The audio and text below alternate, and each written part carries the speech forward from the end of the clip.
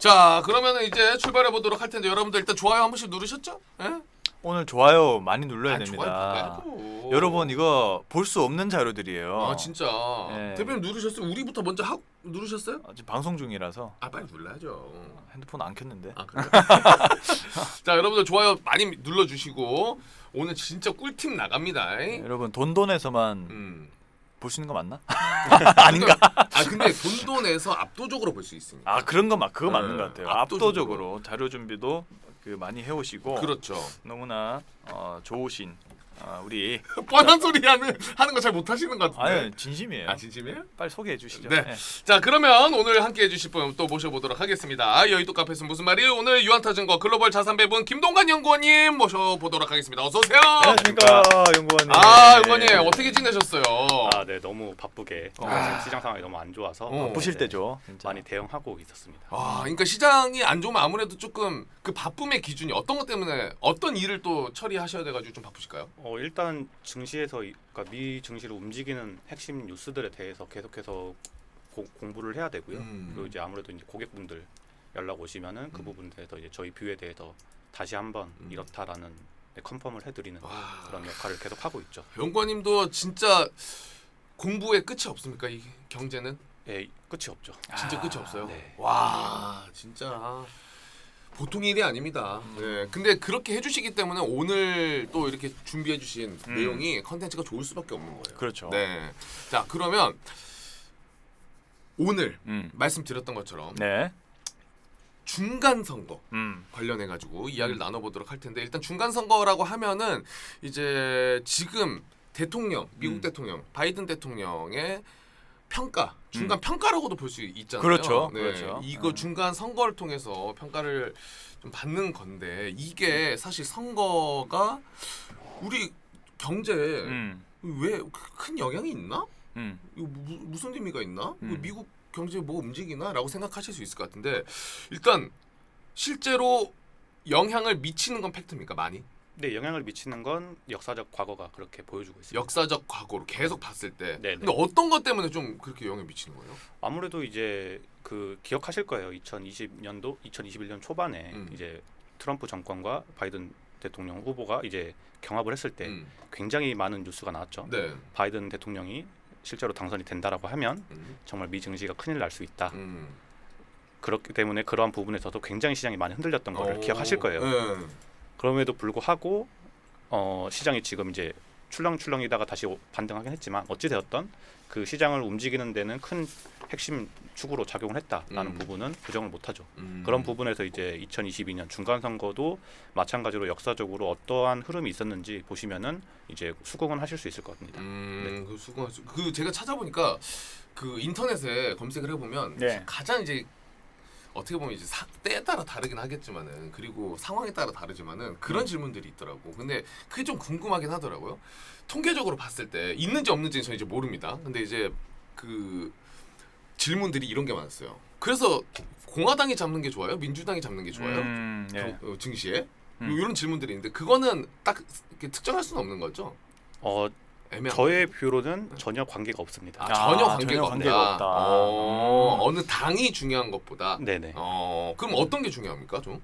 결국에는 기업들이 펀더멘털이죠. 너무 간단한 이슈라고 생각을 하는 게 결국에는 물론 이제 그런 뭐랄까요 정권에서 기업들을 이렇게 압박을 하거나 그러면은 안 좋은 영향도 있겠지만 그렇지만 결국에는 시장 논리에 따라서 수요와 공급 이슈로 따라서 그 부분이 이제 가장 핵심적인 부분이기 때문에 기업들이 어떻게 행동을 하고 앞으로 뭐 더 수요가 있을지 공급을 더 늘릴지 그런 부분이 더 중요하기 때문에 네, 뭐 대통령이 그렇다고 뭐 한 나라를 망하게 하지는 않잖아요. 그렇죠. 네, 그런 부분에서 오히려 이제 그런 부분에 대해서 너무 시장 뉴스에 휘둘리지 말아라라고 말씀드리고 싶습니다. 좋습니다. 일단 그거에 너무 흔들리지 말아라라고 이야기를 해주셨는데 중간 선거 관련해서 이제 이야기를 나눠볼 텐데 그 전에 일단 금리 인상 계속해서 지금 올라가고 있잖아요. 네네. 일단 최근 조정 관련해서는 먼저 좀 어떻게 뷰를 보고 계세요? 일단 뭐 몇 달 전부터 이제 모든 시장 참여자들이 예상을 했었죠. 뭐 빅스텝 관련된 부분이 있었기 때문에 그런 부분에서 이제 실질적으로 이제 제롬 파월 연준 의장께서 50bp 인상에 관련된 부분을 얘기를 꺼냈고 향후 3개월 정도는 그렇게 빅스텝을 이어나갈 수 있다라고 하는 것인데 시장 참여자들은 사실 그렇게 바라보고 있지 않다라는 게 이제 10년물 국채 금리에서 나오고 있지 않겠습니까? 그러니까. 벌써 이제 3.2% 포인트까지 이렇게 올라갔었던 이력도 있고 지금 조금 떨어지긴 했지만 어찌됐든 4%를 충분히 넘었다라는 것은 파월 연준 의장의 그런 발언을 그렇게 신뢰하지는 않고 있다라는 게 시장 참여자들의 논리인데 실제로 지금 이제 보시면은 연준의 금리 인상 추이가 굉장히 이제 가팔라지고 있어요. 확실히 저희가 이제 바라는 거는 그 노란색 2004년 때처럼 이렇게 0.25bp 차근차근 이렇게 천천히 올라가길 바라고는 있지만 이제 2022년 초록색을 보시면은 이제 빅스텝이 6월, 7월 이렇게 있을 것이다라는 것 때문에 이런 부분이 이제 뭐 아무리 좋은 소식이 나온다고 하더라도 계속해서 이 부분만 이제 좀 더 이렇게 주목이 되고 있는 건 사실이고요. 이제 오늘 이제 좀 더 얘기해볼 부분이 이제 중간 선거 관련된 부분인데 안 그래도 지금 중국 봉쇄 정치 그리고 이제 그리고 이제 뭐 국채 금리 상승 그리고 금리 인상 등등 굵직굵직하게 시장에 이렇게 압력을 행사하는 게 있는데 거기에다가 플러스로 중간 선거로 또 이렇게 있었던 부분이기 때문에 굉장히 시장이 지금 견디기 힘든 것 같다라고 얘기를 하시고 계십니다. 이제 그래서 그 부분에 대해서 이제 과거에 어땠었고 그리고 그런 부분에 있어서 왜 저희가 이제 그런 과거를 봐야 되는지에 대해서 말씀을 드리려고 하는데 그러니까 중간 선거 그러니까 그 시청자분들이 그러니까 미국 증시가 빠지는데 중간 선거를 잘 모르실 수도 있을 것 같아요. 그래서 오늘 다시 한번 중간 선거가 미칠 수 있는 영향을 우리 김동관 연구원님께서 좀 강조를 해주시니까 한번 그 부분까지 잘 들어보시면 좋을 것 같습니다. 네. 왜냐하면 좀 강조를 하고 싶었어요. 그러니까. 네. 오, 깔끔해가지고. 네, 일단은 이제 뭐 인플레이션 이슈 그리고 뭐 금리 인상 이슈를 제쳐두고라도 중간 선거 해당 연도에 어떤 증시 변화가 있었는지를 한번 차트를 보시면요. 중간 선거 있는 해. 네. 중요합니다. 네, 그 이제 왼쪽에 빨간색 부분이 이제 그 중간 선거 있었던 한 해 동안 증시의 수익률이 나오고 있는데 한 해 동안. 네, 다우 지수만 뭐 1.14% 상승을 했다 나오고 나머지 S&P 500과 나스닥이 0.08%, 0.66% 하락을 했다. 즉 그 한 해 동안 굉장히 재미없었던 한 해였다. 굉장히 재미없었네요. 네, 그냥 정말 지루했던 그런 한 해였다라는 게 역사적 평균이고요. 그리고 이제 오른쪽 차트를 보시면은 이제 그 중간 선거가 있었던 해에 그 해에 얼마나 떨어졌고 그리고 그 떨어지고 나서부터 얼마나 이렇게 증시가 올랐느냐를 살펴볼 수가 있는데 평균적으로 그 중간 선거 해에 17.1%가 하락을 했고요. 그 하락을 하고 나서 이후에 어느 정도 반등을 했느냐라고 보면은 1년간 32.3% 반등을 했습니다. 오, 반등이 좀 세게 하네요. 네, 그렇습니다. 그렇기 때문에 이런 부분에서 이제 저희가 같이 겹쳐서 봐야 될 부분이 바로 이제 금리 인상 이슈 아니겠습니까? 그렇죠. 그래서 이제 지금 보시면은 긴축을 느리게 한 경우가 있고 빨리 한 경우가 있고 그냥 적당히 한 경우가 있는데 지금 이제 주황색 차트가 빨리 긴축을 한 그런 시기입니다. 그래서 1968년, 1973년, 1980년, 88년, 94년이라고 이렇게 5번의 역사적 평균이 있는데 지금 4페이지 다시 보시면은 1994년도 그리고 98년도가 중간 선거 실제로 있었던 해고요. 이때 당시에도 이렇게 조정을 받았지만 다시 한번 전고점을 충분히 상회를 했던 그런 모습을 확인할 수가 있습니다. 지금과 약간 비슷한 시기라고 봐야겠죠? 약간 비슷한 느낌이라고? 네, 그렇습니다. 왜냐하면 지금 이제 이미 뉴스를 굉장히 많이 챙겨보시는 분들께서 이제 많이 들었던 연준 의사가 이제 폴 볼커 연준 의사에 대해서도 많이 들었잖아요. 그렇죠. 이제 그분이 이제 1990년도에 인플레이션을 잡기 위해서 굉장히 세게 긴축을 했던 그런 부분에 있어서 이제 많은 지금의 연준 참여자들이 이미 얘기를 하고 있기 때문에 그분들도 이제 본다는 것은 저희도 한번 들여다 봐야 된다라는 것이죠. 그래서 이제 이 빠르게 긴축을 했던 시기 그리고 이제 중간 선거까지 겹쳤던 시기를 한번 이제 하나하나 이제 뜯어 보면요. 먼저 이제 1966년에서 68년도 때 중간 선거 구간을 보시면은 그때 이제 중간 선거해가 있었고 긴축해가 있었기 때문에 8개월 동안 22% 조정을 8개월 동안 받았습니다. 그리고 나서 7개월 만에 다시 고점 탈환을 했고요. 그리고 나서 이제 뭐 빠른 긴축이 있었지만 뭐 2개월간 짧은 10% 조정이 있었고 다시 한번 이렇게 지속적으로 성장을 했던 그런 모습을 확인할 수가 있겠고 그리고 74년과 76년도 때 보시면은 이때는 이제 빠르게 중간 선거에도 있었지만 경기 침체가 있었기 때문에 빠른 긴축을 할 수밖에 없었습니다. 뭐 약 2년간 뭐 12.9% 9.6% 포인트 금리 인상을 했기 때문에 예, 예. 뭐 정말 엄청나게 금리 인상을 했죠. 그렇기 때문에 37.6%라는 네, 엄청난 네. 폭락장이 왔었고 와. 그 후에 1년 반 만에 전고점 탈환을 했습니다. 이런 역사적 사실이 있다는 거고요. 네. 그리고 이제 82년과 84년도에 이때는 경기 침체도 있었는데 금리 인상도 빨리 했는데 네. 7개월 동안 16.7% 음. 전보다는 이렇게 조금 낮은 네. 그 변동성이 있었고 2달 만에 전고점 탈환을 했고 네. 쭉 경기가 이제 좋아서 이제 증시가 상승을 했던 그런 모습을 확인할 수가 있겠고요. 86년과 89년도에도 보시면은 네. 이때 당시에는 긴축이 없었고 경기 침체가 없었을 때 보시면은 8개월간 69% S&P 500이 상승을 와, 했던 이거 부분인데 어마어마하게 상승했네요. 네. 지금과 어떻게 보면 비슷할 수도 있겠지만 이때 빠른 긴축을 할 수도 있다라는 그런 이제 소식들이 나오면서 시장이 먼저 반응을 하면서 긴축 전에 2달 만에 35.9% 네. 폭락을 했습니다. 그리고 나서 이제 빠른 긴축을 막상 실행하고 나니까 음. 증시가 다시 한번 반등을 했던 그런 모습을 확인할 수가 있겠고요. 그리고 이제 지금 시장 참여자들이 가장 많이 들여다보고 있는 94년도 네. 때 시제를 보시면은 9개월간 이때도 정말 재미없었지만 그래도 9.7% 네. 변동성을 하락을 하다가 그리고 나서 이제 증시가 계속해서 상승을 했던 모습을 볼 수가 있죠. 지금 S&P 500이 뭐 450포인트에서 800포인트 가니까 거의 뭐 2배 정도 가까이 올랐던 와. 것처럼 굉장히 크게 그러면 반등을 했다라는 용건님 걸 볼 그럼 수 있죠. 지금은 S&P 기준으로 고점 대비 저점까지 몇 프로가 현재 빠진 상황이죠? 거의? 이따 뒤에 보여드릴 텐데 뒤에 저희의 뒤에 모델링상 네. 사실 이제 어느 정도 저점을 잡은 것이 아닌가라고 이제 저희는 판단을 하고 있는데 네, 계속 얘기를 들어보겠습니다. 네네. 네. 지금 어쨌든 앞전에 이제 보였던 그런 차트들을 보시면서 이제 그걸 정리를 해놓은 건데 네. 이게 5번의 이 구간에 있어서 조정폭이 뭐 평균적으로 뭐 이렇게 20한 20% 정도 네. 있었다라는 부분이고 이제 조정 구간도 이제 뭐 어떨 때는 1개월 만에 끝난 경우도 있고 그리고 8개월, 9개월 만에 이렇게 끝난 경우도 있는데 이때 당시에 이제 긴축 강도를 보시면은 예. 경기 침체와 연결이 되어 있는 부분을 확인할 수가 있습니다. 이거 되게 깔끔하다. 네, 아. 이제 지금 긴축 강도가 뭐 12% 포인트, 10% 포인트 정말 엄청난 포인트가 올랐을 때는 경기 침체가 있었던 예. 그 구간이었고 그럼에도 불구하고 고점 탈환을 1년 4개월 그리고 2개월 만에 했다라는 부분을 확인하실 수가 있겠고요. 경기 침체가 없었던 그런 이제 나머지 구간에 대해서는 3%대 네. 이렇게 금리 인상이 있었지만 이 부분에 대해서는 전고점을 다 탈환을 했기 때문에 이러한 부분에서 중간 선거가 있었다라는 측면에서 어떻게 보면 더 주목해 봐야 될 부분이 경기 침체가 앞으로 올 것이냐라고 네네. 하는 부분에 더 집중을 해야 된다라고 이제 말씀을 드릴 수가 있을 것 같습니다. 현재는 그러니까 15.7% 이게 S&P 500 기준이죠? 네네 그렇습니다. 5개월 차 정도 조정이 현재 진행되고 있는 상황이고 저는 생각보다 낙폭이 아주 크진 않았네요. 15.7%면 뭐 크긴 큰데 아주 뭐 역사적으로 큰 체감은 정말 커보게 느껴졌는데 그렇죠.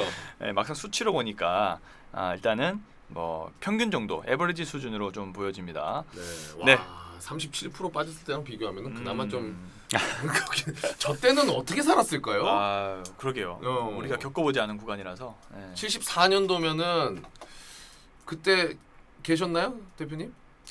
아니요. 안 계셨죠?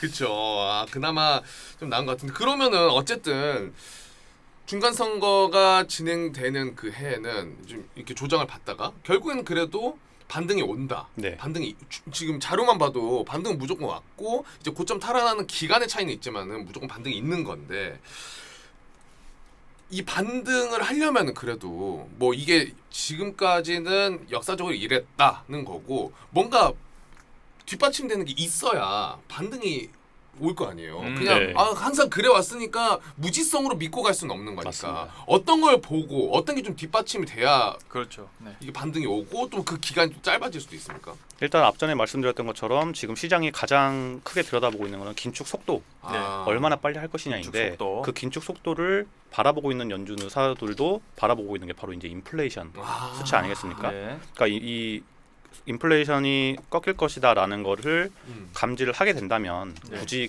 빠르게 긴축을 할 필요가 없으니 저희도 이제 바라봐야 될 부분이 이제 인플레이션이 얼마나 빨리 오를 것이냐, 계속해서 네. 더 상승할 것이냐, 아니면 피크아웃을 찍고 하락을 할 것이냐라는 것을 이제 봐야 될 텐데 이제 이 부분에 대해서 이제 하나씩 보시면은 먼저 미국의 인플레이션 추이가 뭐 이제 소비자 물가지수 부분인데 이 부분이 전년 대비해서 이제 8.5% 상승을 했습니다.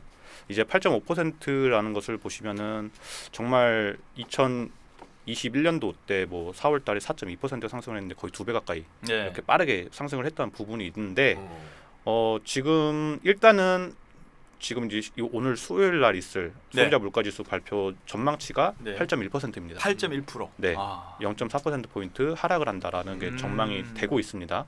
그리고 생산자 물가지수도 기존에는 11.2%였는데 지금 10.7%로 0.5% 포인트 정도 하락을 할 것이다라고 전망이 되고는 있어요. 그래서 그 부분도 이제 주목을 해 보시면 좋을 것 같고, 그리고 이제 무엇보다도 이제 그런 지금의 인플레이션 추이, 유가라든지 공산품, 농산물 관련된 부분을 제외한 근원 인플레이션을 살펴보시면 1월달에 이제 6.4% 그리고 2월달에 이제 뭐 6.5% 이렇게 나왔는데 이 부분도 이제 보시면은 다른 때와는 다르게 그래도 어느 정도 이제 그 피크아웃을 치지 않을까라고 이렇게 전망이 되고 있는 부분도 있고요. 이제 근원 인플레이션의 이제 많은 부분을 차지하고 있는 부동산 관련된 얘기를 오늘 가지고 왔는데 그 부분도 이제 말씀해 드릴 예정이고, 그리고 이제 PC 가격 상승률 같은 경우에도 이제 연준 의사들이 가장 많이 들여다보고 있는 그런 추이잖아요. 근데 그 부분도 사실 지금 5.3에서 5.2% 포인트로 꺾여 있는 그런 모습을 보이고 있다. 조금 꺾였네요. 네, 조금 꺾이고 있는 모습이 있고, 그리고 이제 인플레이션 전망치를 보시면은 이거는 저희의 전망치가 아니라 이 트레이딩 이코노믹스라는 이제 곳에서 이제 전망을 하는 것이기 때문에 여기서 이제 계속 보시면은 빨간색으로 제가 쳐놨죠. 이제 하락을 한다라고 그렇게 전망이 되고 있고요. 2023년도쯤에는 이제 뭐 이렇게 빠른 금리 인상 또는 양적 긴축까지 이어진다라고 했을 때는 인플레이션이 충분히 잡힐 수 있는 것이 아니냐라고 이제 전망이 되고 있습니다. 이게 2라는 게 2%를 감소한다는 의미인가요? 2%대가 된다. 인플레이션 전망치가 2%. 네. 그 옛날에 파월 의장이 주장했던 3% 그 수치를 의미하는 거죠? 네, 목표 추이가 2%이기 때문에 그 정도에 맞춰서 이제 양적 긴축도 하고 금리 인상도 하고 한다는 그런 얘기가 되겠죠. 좋네요. 네네. 그런 점이 전망이 된다. 네. 맞습니다. 지금 인플레이션이 시장에서 가장 큰 화두고, 미국 같은 경우도 물론 이게 경제 성장을 원하겠지만 현재는 물가를 잡는 게 우선인 것 같아요. 그러니까요. 그러다 보니까 좀 긴축을 세게 지금 진행을 하고 있는데 일단은 뭐 우리 연구원님께서 말씀해 주셨다시피 일단은 내일하고 모레 나오는 지표들을 좀 들여다봐야 그 부분이 좀 트리거가 될 것 같다, 이렇게 좀 보시는 것 같고. 펀더멘탈 부분 좀 어떻습니까, 연구원님? 이제 경기 침체가 온다라고 했을 경우에는 정말로 이제 큰 폭락장에 다시 한번 도울 수가 있는데 경기 침체가 온다면 이제 제가 지난번에도 와서 이제 가장 긴 시간을 할애했던 부분이 바로 이제 경기 침체가 올 것이냐라고 하는 부분이었는데 이제 오늘도 이제 강조를 들 수밖에 없어요. 왜냐하면 이렇게 공포스러운 장에서 무엇을 들여다봐야 하냐. 그러니까 뭐 단기 트레이딩을 하시는 분들은 별로 의미가 없을 수도 있겠지만 장기적으로 보았을 때 정말로 기업들을 보유하고 있는 게 맞나라는 그 질문에 대해서 답을 드려야 되죠. 그래서 이제 저희가 봤을 때는 펀더멘털이 너무 지금은 경기 침체로 가기에는 좋다라고 좋다. 됐다. 좋다. 드릴 수밖에 없죠. 네, 이제 하나씩 말씀을 드릴게요. 그 부분에서 이제 대해서 이제 가장 최근 뉴스가 많이 나왔던 게 장단기 금리차가 역전돼서 이제 큰일 났다라고 하는 부분인데, 그 부분 지난번에 짚어드렸던 것처럼 지금 현재 10년 마이너스 2년 장단기 금리차가 0.4% 포인트로 나와 있습니다. 그 부분에 대해서 이 부분에 대해서 이제 한번 꺾었기 때문에 이거 위험한 거 아니야라고 할 수 있겠지만 사실상 이제 연준 의사들이 더 많이 바라보고 있는 게 10년 마이너스 3개월 장단기 금리 차인데 이 부분이 지금 2.27% 포인트입니다. 굉장히 높게 나와 있기 때문에 아직까지 뭐 경기 침체로 가게 된다라고 하는 부분에 있어서 장단기 금리차 선행 지표로 봤을 때는 아니다라고 저희는 판단을 하고 있고요. 이제 지난주에도 와서 말씀드렸던 부분이 이제 은행들의 펀더멘털이 굉장히 중요하다라고 말씀을 드렸는데 지금 은행의 여신 증가율이 9.26%입니다. 그러니까 지금 은행 여신의 총 추이가 그 자산 규모가 16.9조 달러니까 미국 GDP 대비해서 거의 한 70-80% 정도 수준을 차지하고 있거든요.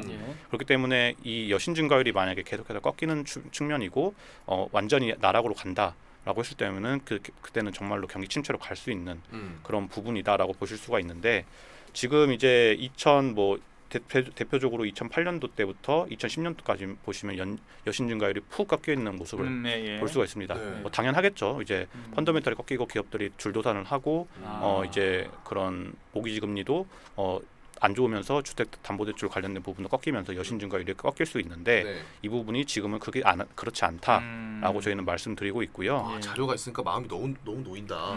네, 그리고 이제 예대율 추이도 보시면은 5번의 이제 지금 장기적인 추세가 있었는데 예. 그때 당시에는 보시면은 뭐 다 이렇게 계속해서 장기적으로 예대율이 상승을 했던 모습을 볼 수가 있습니다. 네, 계속해서 이런 예대율이 증가를 했던 부분이 있기 때문에 지금 상황은 그럼 예대율 어떤 정도 추이냐라고 보았을 때 예. 지금 지금 추이가 이거 93%가 아니라 63%인데 63%. 네네. 어찌됐든 역사적 저점이에요. 역사적 저점에서 진짜? 이제 다시 이제 반등을 하고 있는 모습입니다. 굉장히 안정적이라고 보면 되는 거죠. 네, 그렇죠? 그렇습니다. 네. 그렇기 때문에 이러한 부분에서 은행들의 펀더멘털을 보았을 때도 지금을 이렇게 경기 침체라고 불릴 만한 상황인가라고 했을 때는 그렇지 않다라고 이제 저희는 판단하고 있고요. 네. 그런 부분에서 이제 미 연준의 경기 침체 가능성 추이도 볼 수가 있는데 지금 아래 이제 노트라고 이렇게 저희가 적어놨는데 네. 고용, 산업 생산, 실질 개인 소득, 실질 제조와 무역 매출을 이용해서 만든 지표다라고 나와 있는데 지금 이 미 연준의 경기 침체 가능성 지표에서 봤을 때는 0.18% 포인트다. 그러니까 0.18. 가능성이 거의 없다라고 이렇게 이 네. 차트에서는 그렇게 나오고 있다라는 측면에서는 가능성이 없다. 네, 경기 침체가 가능성이 없다라고 이렇게 저희는 판단하고 있다라고 말씀드릴 수가 있겠고요. 네. 이제 부동산 아까 말씀드린다고 네네네. 했잖아요. 네. 이제 부동산 관련된 부분에서도 이제 최근 굉장히 상반되는 뉴스들이 계속 나오고 있습니다. 먼저 주택 가격이 계속해서 상승을 하고 있다. 예. 굉장히 걱정을 많이 하고 있는데 네. 이 부분이 당연히 이제 모기지 금리가 지금 5.3%대까지 올라갔으니까 3년 만에 이제 5%를 넘어가면서 네네네. 우리나라랑 똑같은 상황이죠. 음. 모기지 금리가 이렇게 올라가면 주택 수요도 감소하고 그렇죠. 그런데 그와 반해서 이제 실질 소득도 계속 인플레이션 때문에 감소를 하게 된다면 이거 진짜 인플레이션이 못 잡는 거 아니냐라고 이렇게 판단을 하실 수도 있어요. 그런 부분을 이제 다음 차트에서 보시면은 주택 구입 능력 지수라든지 소비자 동향, 주택 구매 환경 소비자 동향이 계속 꺾이고 있습니다. 네, 이제 주택 구입 능력 지수가 이제 135.4%로 전년 대비해서 22% 감소를 했고요. 네. 주택 구매 환경 소비자 동향이 전년 대비해서 44% 감소를 했기 때문에 확실히 모기지 금리가 상승을 한다는 부분에 있어서 시장이 네. 주택 시장이 움츠러들고 있다. 그건 네, 맞네요. 부정할 수 없는 부분이고 네. 그리고 이제 그렇기 때문에 주택 판매라든지 그런 부분도 계속해서 감소를 하고 있습니다. 네. 기존 주택 판매 지수가 지금 577만 호인데 이게 전년 동월 대비 4.5% 예. 감소를 한 것이고요. 리파이낸싱 모기지 신청액도 전년 대비해서 50% 급감을 했습니다. 그렇기 때문에 이런 부분만 보면 이 부분이 이제 네. 모기지 금리가 올라가면서 주택 시장도 굉장히 출렁이고 펀더멘털이 안 좋아져서 네. 이제 경기 침체로 가는 트리거 네. 중에 하나가 될 수도 있다라고 생각을 하실 수도 있죠. 네. 그런 논리로라면 그렇지만 네. 저희는 그것도 아직은 아니다라고 판단을 하는 이유가 있습니다. 어떤 것 때문에요? 일단은 절대적인 공급 자체가 부족합니다. 공급이 공급 부족하다. 자체가 네. 일단은 수요가 꺾이는 것과 별개로 공급 자체가 너무 부족해요.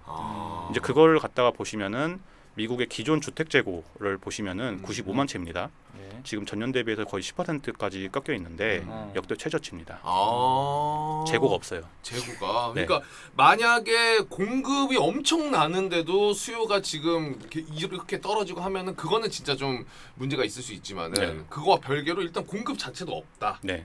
적다. 굉장히 적은 상태다. 공급 자체가 없기 때문에 네.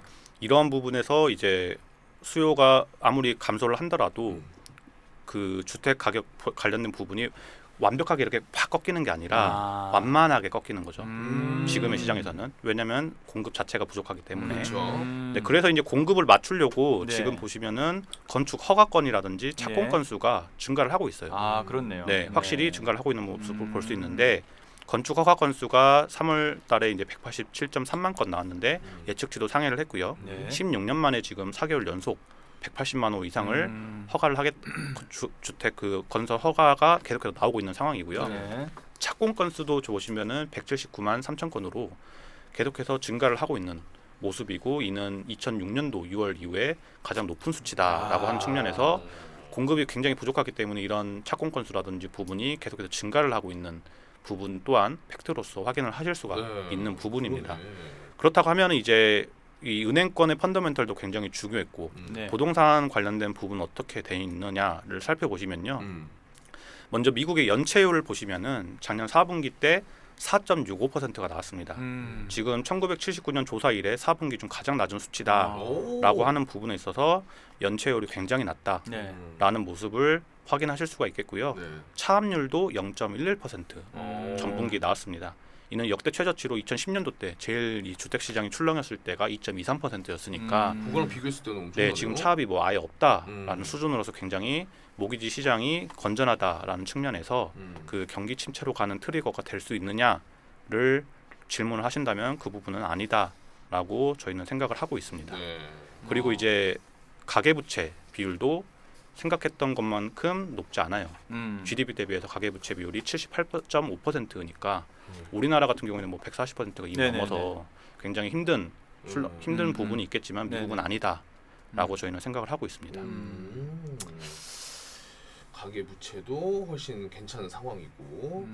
이런 자료랑 같이 보니까 진짜 이렇게 막 그렇게까지 불안해할 필요는 없다라는 그렇죠. 생각이 드네요. 그러니까 굉장히 그러니까 저도 유튜브를 이제 경제 관련된 유튜브를 많이 보지만 네. 이렇게 상세하게 자료를 정리를 해주는 것은 스튜디오 돈돈밖에 없어요. 그거는 팩트입니다. 진짜 왜냐하면 아. 우리가 그냥 이 자료 같은 게 없이 그리고 우리 연구원님처럼 이렇게 설명과 더불어서 이런 게 없이 그냥 경기 침체라는 것만 들으면은 굉장히 진짜 경기 침체 오는 거 아니야? 오, 이렇게 되거든요. 그래서 시장만 떨어지는 것 보면 음, 그렇게 생각할 수도 있죠. 그렇죠. 우리 민시혜님께서 김동관 연구원님 목소리 너무 좋으시다고. 그러니까 와 성동관이라고. 성시경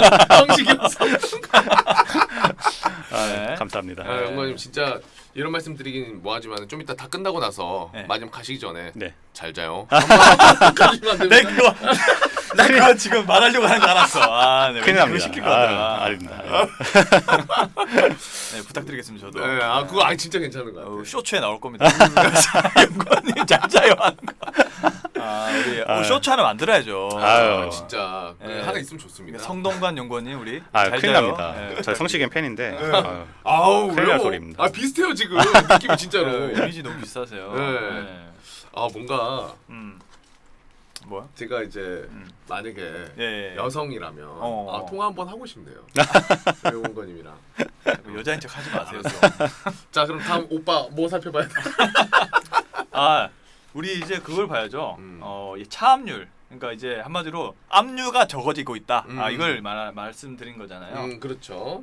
다음 자료 보시면 이제 가계 부채 비율. 이거 보셨죠? 다 봤어요. 네, 보였고 연체율 추이 이런 거 좀 있는 것 같은데 이것도 한번 말씀해 주실까요? 이제 네. 어찌됐든 이제 가장 걱정을 했던 부분 디테일한 부분에서 이제 부동산 시장을 말씀을 드렸다고 하면 네. 이제 아까 아침에 그 앞전에 보여드렸던 미국 은행들의 펀더멘털 측면에서 이제 다시 하나 이제 크게 가져온 건데 미국 전체적으로 봤을 때 연체율 추이가 지금 1.3% 포인트로 역대 최저치. 역대 최저치. 라는 부분에서 아마 기억하실지 모르겠는데 지난번에 제가 와서 보여드렸던 자료 중에 하나가 미국 가계의 현금과 부채 추이를 보면은 지금 순부채가 없다.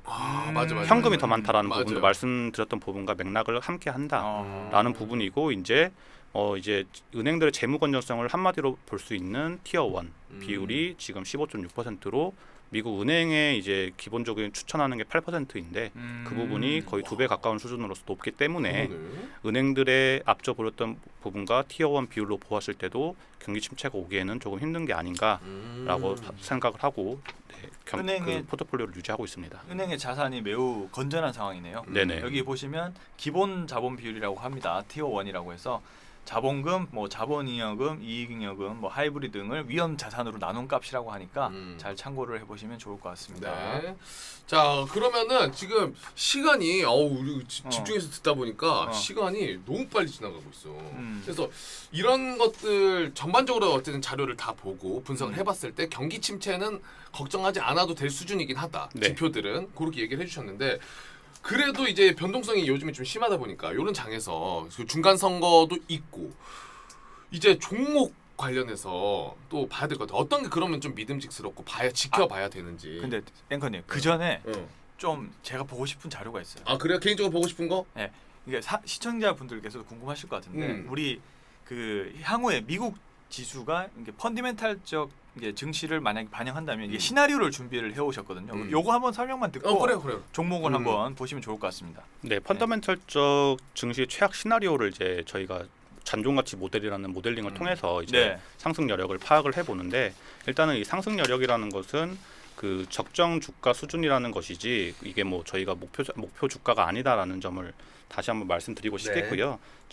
잔존가치 모델이라는 것은 이제 미래 예상 실적을 추정을 하고 이를 바탕으로서 이제 산술된 초과 이익을 통해서 이제 가치를 평가를 하는 것인데, 이 부분에 대해서 이제 저희가 최악의 시나리오라고 해서 이제 오른쪽에 보시면은 S&P 500이 최악의 시나리오는 지금 증시보다는 지금 수치에서 2.1% 정도 더 하락을 할 수 있는 부분이고, 기본적인 지금의 시나리오대로 간다라고 했을 때는 11.7%, 그리고 최고 시나리오는 19.3%대로 상승을 할 수 있는 여력이 있다라고 이렇게 보고 있는데, 최악의 시나리오가 무엇이냐라고 하시면은 기업들의 이익 증가율이 0%, 완전히 이제 인플레이션 때문에 비용 증가로 통해서 이익 증가율이 0%대로 떨어지고 10년물 국채 금리가 3.5%대까지 상승을 하고, 그로 인해서 이제 리스크 프리미엄도 증가를 해서 1%대 더 증가를 하는 그런 악재 중에 악재들이 다 모여 있는 상황일 때, 미국 S&P 500이 지금 잔존가치 모델로 보았을 때는 2.1% 정도 더 하락을 할 수 있다라는 측면에서 이렇다라고 하면은 지금 상황에서는 이제 더 이상 반영되긴 힘들지 않을까라는 게 이제 저희 잔존가치 모델상의 이제 모습이고요. 그렇지 않고 이제 지금 시장 상황대로 흘러가서 뭐 리스크 프리미엄도 더 추가되지 않고 금리 10년물 국채 금리도 3%대에서 이제 어느 정도 유지가 되는 상황이고, 이제 금리도 그렇게 빠르게 올라가지 않는다라고 했을 경우에는 이제 11.7% 정도 수준으로 더 상승을 할 수 있는 그런 여력이 남아 있다라고 이렇게 얘기를 하고 있고, 최고의 시나리오 보았을 때도 19.3% 정도 더 상승을 할 수 있기 때문에, 이런 부분에서 이제 저희가 앞서 말씀드렸던 모든 부분들이 다 포함이 되는 것이죠. 경기 침체가 오지 않는 상황에서 기업들의 펀더멘털이 좋고, 그렇다고 했을 경우에는 이제 저점을 찍고 이제 반등을 할 수 있는 기회이지 않을까라고 판단을 하고 있습니다. 네. 자, 이 자료는 여러분 그 컨센서스에 따라서 변화할 수 있다는 점도 참고를 하시면 좋을 것 같아요. 그러니까 지금 시점에서 최악이 적정가가 약 4천으로 보인다라는 것이 이제 유안타증권의 이제 모델상의 수치라고 보시면 될 것 같고, 또 다시 말씀드리지만 컨센서스 변화에 따라서 계속 업데이트가 될 수 있다는 점을 좀 참고하시면 좋을 것 같습니다. 맞습니다. 자, 그러면 아까 여쭤보려고 했던 이제 종목 관련해 가지고 한번 좀 봐야 될 것 같은데, 어쨌든 저희가 뭐 그 중간 선거 이야기도 했고, 제가 이제 찾아보니까 이제 사실 중간 선거 이후에 그 좀 수혜를 받는 종목들도 있더라고요. 근데 그게 이제 그 당시에 그 대통령이 추구하는 정책, 그리고 이제 만약에 지난 트럼프 정권 때는 트럼프와 이제 민주당이 뭐 당연히 이제 정책 관련해서 부딪힐 수밖에 없으니까. 근데 중간 선거 이후에는 트럼프가 이제 대북 관련해 가지고 계속해서 뉴스들이 많이 나왔었잖아요. 근데 중간 선거 때 민주당이 잡아버리면은 이제 방산주나 이런 것들이 확 꺾이고, 근데 만약에 공화당이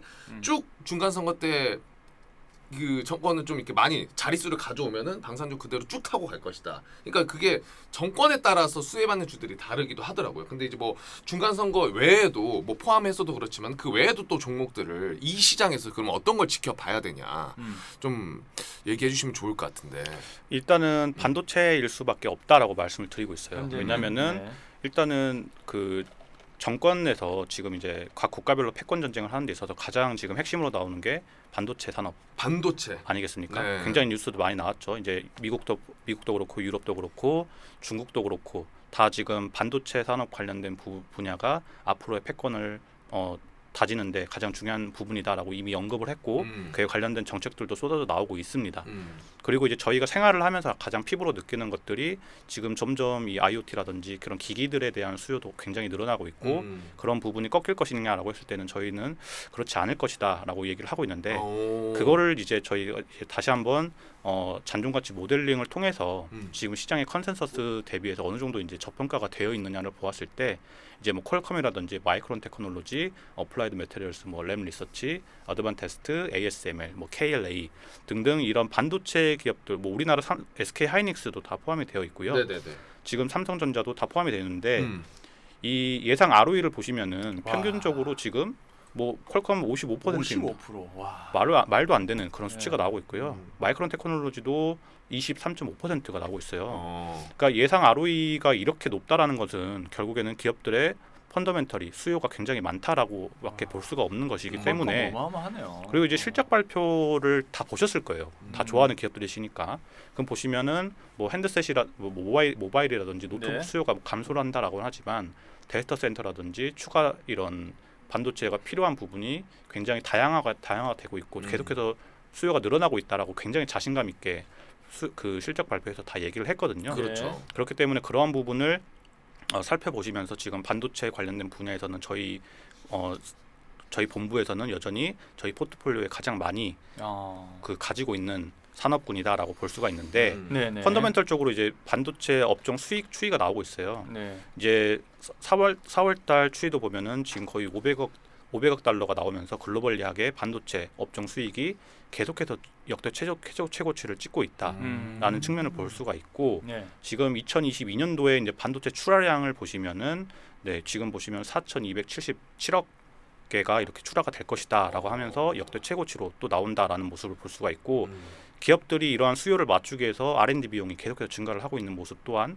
살펴보실 수가 있습니다. 그렇기 때문에 이러한 지금 뭐 작년 10월 달에도 뭐 윈터 이즈 커밍 해가지고 반도체 관련된 주가를 굉장히 많이 흔들었잖아요. 네. 그것과는 전혀 별개로 수요가 계속해서 증가를 하고 있는 모습에서 4차 산업혁명 관련된 정말 쌀이라고 표현이 되는 이 반도체 산업에 대해서는 계속해서 저희는 긍정적으로 바라보고 있고 그 포트폴리오에 가장 많이 보유를 하고 있는 산업군이다라고 말씀드릴 수가 있겠습니다. 반도체 산업군 진짜 그러네요. 수익도 계속 늘고 출하량도 늘고 뭐 당연히 수요가 많은 것도 팩트고 네 그런 거 있어서 반도체 괜찮다라고 이야기를 해주셨습니다. 그리고 이제 준비해주신 것 중에 신재생에너지 자동차 업종도 또 봐주셨고요, 그렇죠? 네.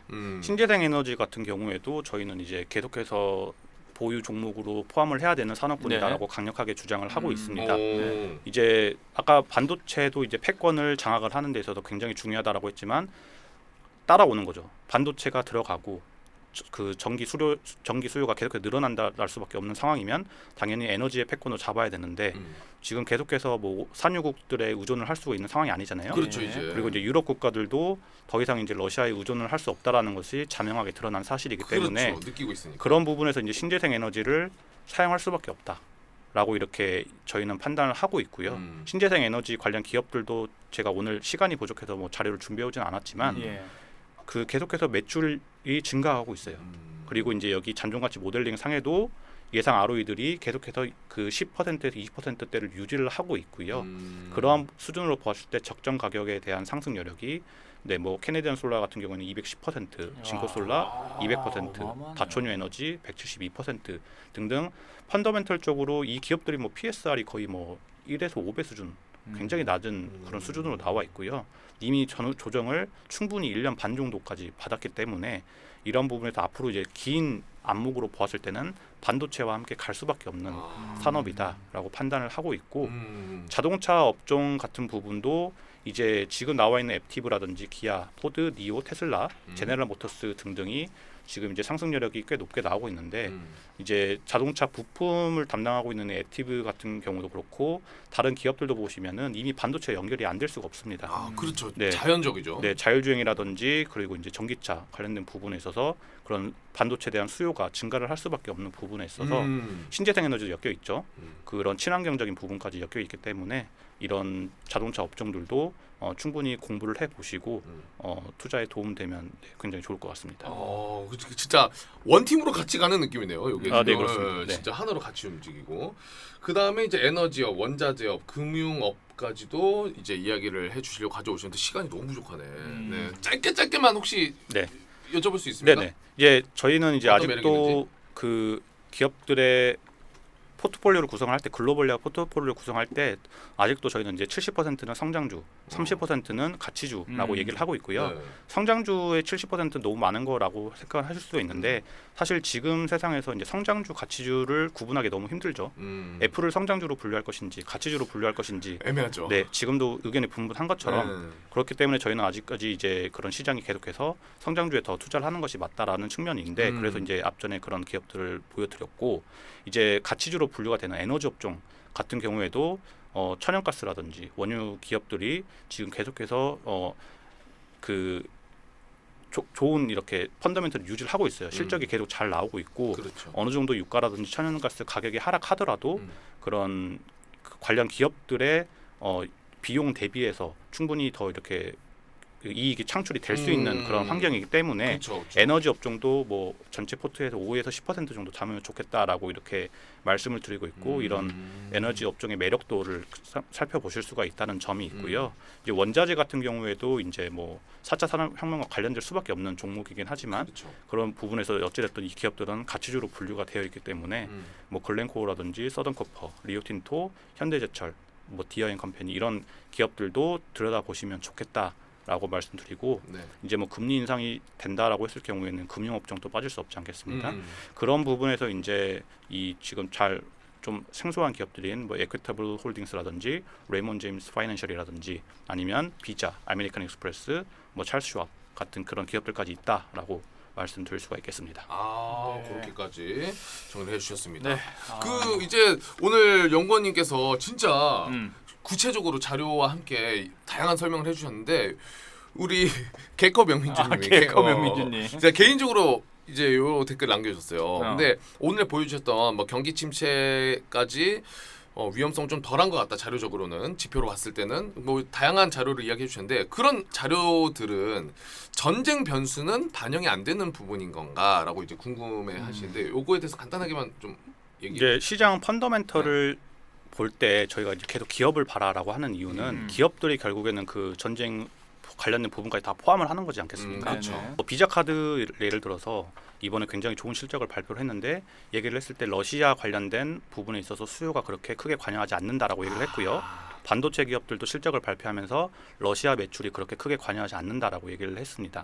그리고 이제 시장적으로 이제 시장 참여자들이 이제 조사를 하는 그런 서베이가 있는데 네. 사실상 전쟁 이슈에 대해서 이제 더 이상 관심 있는 분들이 거의 없습니다. 아. 그런 부분에서 그리고 이제 원자재 측면에서도 원자재 가격이 지금 이제 다시 한번 하락을 하고 있는 모습을 보이시면은 그 러시아나 우크라이나에 관련된 그런 밀이라든지 기타 곡물 같은 부분들도 가격이 하락을 하고 있다라는 점에서 지금은 시장에서 가장 크게 지켜보고 있는 부분은 결국에는 인플레이션과 금리 인상 속도라고 저희는 판단하고 있습니다. 아 맞습니다. 왜냐하면은 이제 전쟁 이슈 같은 경우에는 사실 그 이슈로 치면은 이제 찍고 내려오는 것 같아요. 왜냐하면 이미 진행 중이고 전쟁이 진행 중이고 거기에 이제 대비를 해 나가고 그게 뭐 하나하나 정리가 되고 있기 때문에 그거보다는 인플레이션과 금리 인상 오히려 그쪽에 더 집중을 하고 있는 상황이 아닌가라고 또 이야기를 해주셨습니다. 아 연구원님 진짜 오늘 긴 시간 동안 아니 시간이 부족하다.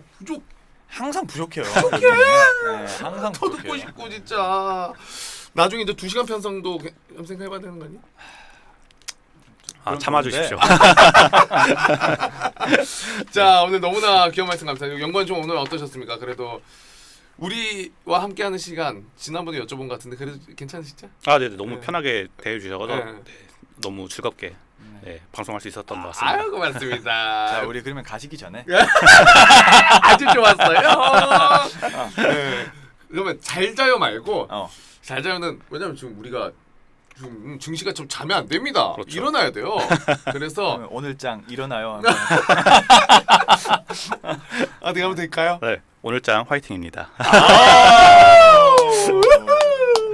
마지막에 조금 공반 소반으로 가시네요. 공반 소반 골반 화이팅입니다. 이런 느낌으로. 네. 만족스러워요? 여자 시청자분들 오늘 쇼트 좀 잘 보시면 좋을 것 같습니다. 네, 요거는 성별의 의미가 없습니다. 저도 설레요 지금. 굉장히. 네, 저는 이제 요거 저녁에 들으면서 그리고 아침 일어날 때도 요거 네. 들으면서 일어나면서 성투로 갑니다. 자. 알겠습니다. 시간이 많이 지나가지고 자 우리 연구원님은 여기서 아쉽지만 보내드려야 될 것 같습니다. 오늘 귀한 말씀 그리고 너무나 구체적이고 정말 도움이 되는 자료도 준비해 주셔서 너무 너무나 감사합니다. 네, 네. 진심으로 감사의 말씀드리겠습니다. 귀한 시간 내주신 우리 유한타증권 글로벌 자산배분 김동관 연구원님과 함께했습니다. 대단히 고맙습니다. 네, 감사합니다. 감사합니다, 앵건님.